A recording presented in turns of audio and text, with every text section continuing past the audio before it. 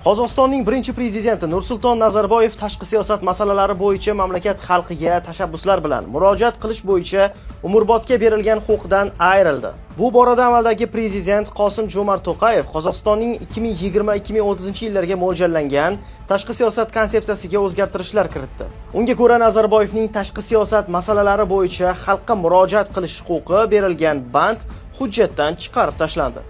Konsepsiyadagi ushbu band avval Nazarboyevga tarixiy missiyadan kelib chiqib, davlat qurilishi, ichki va tashqi siyosat hamda mamlakat xavfsizligining eng muhim masalalari yuzasidan xalqqa, davlat organlari va mansabdor shaxslarga tashabbus bilan murojaat qilish bo'yicha umrbod huquq berar edi. Bundan tashqari, konsepsiya matni yangi konstitutsiyaga muvofiqlashtirilgan. Xususan, fuqaro tushunchasi Qozog'iston Respublikasi fuqarosi deb o'zgartirilgan. Mustaqillik va suverenitet so'zlari bosh harf bilan yoziladigan bo'lgan. Parlament so'zi esa qurultoyga almashtirilgan.